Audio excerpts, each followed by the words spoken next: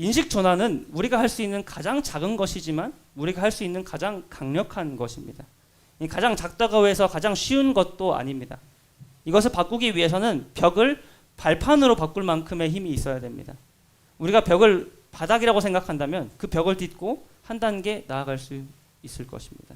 그것을 위해 세 가지 분야의 확장, 인식 전환이 필요합니다. 이 확장의 마인드 세팅을 먼저 해야 됩니다. 이 모든 것이 부르심을 받은 우리 개인을 위한 것이 아님을 기억하는 겁니다. 우리는 축복의 통로입니다. 우리가 하나님 나라의 확장을 위해서 5달란트, 2달란트 맡은 사람으로서 그 일에 충실히 행하면 하나님께서 이렇게 말하십니다. 잘하였도다 착하고 충성된 종아, 내가 작은 일에 충성하였음에 내가 많은 것으로 내게 맡기리니. 다 같이 읽겠습니다. 내 주인의 즐거움에 참여할지어다. 우리가 하나님께서 주신 복을 나눠줄 때 우리는 하나님께서 우리를 사랑하고 긍휼하고 베푸실 때 느끼는 그 감정에 공감할 수 있습니다. 그것이 하나님께서 꼭 사람을 통해 일하시는 이유입니다. 우리도 하나님께서 경험하신 그 기쁨에 참여하게 되는 것을 하나님께서 원하십니다. 이 기쁨에 참여하기 위해서 우리가 해야 할 것이 있습니다. 먼저 하나님께서 나에게 주신 복이 무엇인지 생각해 보는 겁니다. 내가 했다고 생각하지 않고 하나님이 먼저 다 주셨다. 지금 내가 여기 입고 있는 것, 일하는 것, 그 모든 것이 하나님께서 주셨다라고 생각하는 겁니다.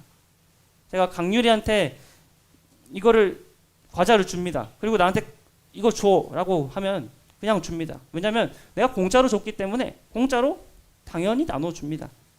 마찬가지로 우리가 하나님께 이 복을 받았다고 생각하면, 공짜로 받았다, 은혜로 받았다고 생각하면 그 복을 쉽게 나눠줄 수 있습니다. 그 다음에 하나님께서 그 복을 주신 이유가 긍휼한 마음을 가지고 사람들에게 복이 되도록 하기 위함이다라는 것을 기억하는 겁니다. 나는 하나님께서 주신 복을 나눠주는 사람이다. 나는 축복의 통로일 뿐이다 라고 하는 마음을 가지고 사는 겁니다. 이게 우리가 교회에 오고 침례를 받으면서 맺은 하나님과의 언약입니다. 그러니까 우리가 그 언약을 통해서 하나님께서 주시는 복을 받기로 한 사람이 되는 것이고, 거기에 더해서 하나님께서 주신 복을 나눠주는 사람이 되기로 하겠다고 언약을 맺은 겁니다. 그 결심에 맞는 행위는 아가페 정신입니다. 이렇게 우리의 인식을 바꿔야 됩니다. 두 번째로 우리는 대상을 확장해야 됩니다.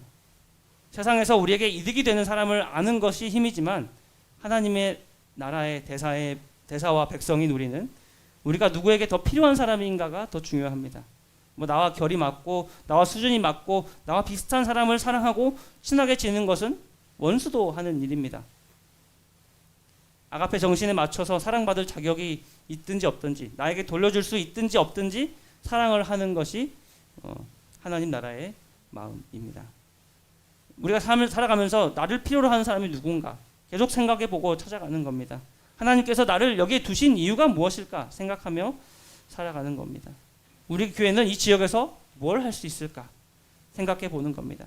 뭔 큰일을 하는 게 아니라 한 발짝 더 나가는 것입니다. 우리가 살고 있는 이 생활 범위에서 넘어서는 겁니다. 이 세상의 작은 한 부분이라도 하나님의 나라가 될 수 있도록 하는 우리가 되었으면 좋겠습니다. 또 마지막으로 우리는 사역을 확장해야 됩니다. 우리가 바꿔야 할 인식 중 하나는 사역에 대한 겁니다. 우리가 전도를 숫자로 생각한다는 겁니다. 이 교회 성장을 위해서 확인할 수 있는 정량적인 것이 11금, 안식일 출석 생수, 침례자 수 이런 겁니다.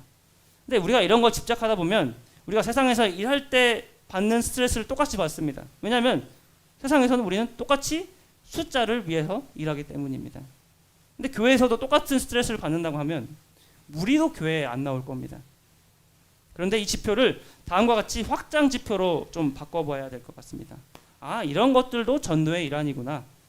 하나님 나라의 확장을 위해 내가 이런 것도 할 수 있구나. 이런 것들을 개발하는 것이 중요합니다. 제가 그래서 이번 시리즈를 통해서 해보았던 챌린지들을 적용해 보려고 합니다. 궁금하시면 교회 유튜브에 보시고요. 사랑하는 마음으로 내가 할게. 마음속으로 예수님 사랑하는 사람 나도 사랑해야지. 하나님께서 이미 돌려주셨기 때문에 라는 마음으로 살아가는 것은 하나의 전도 활동이 됩니다. 이 하나님 나라의 법칙에 따라 사는 것이니까요. 또 찬양으로 하루를 시작하고 두려울 때 기도하고 빈 시간에 묵상을 하는 삶을 살아가는 것도 전도 활동이 됩니다. 이렇게 하나님을 기억하고 알아가면서 사는 것도 우리가 더 자유로운 삶을 사는 것을 보여주기 때문입니다. 그렇게 되면 사람들이 어떻게 이렇게 자유롭게 사세요? 궁금해서 올 수 있게 되겠죠. 그래서 이것도 전도 활동입니다.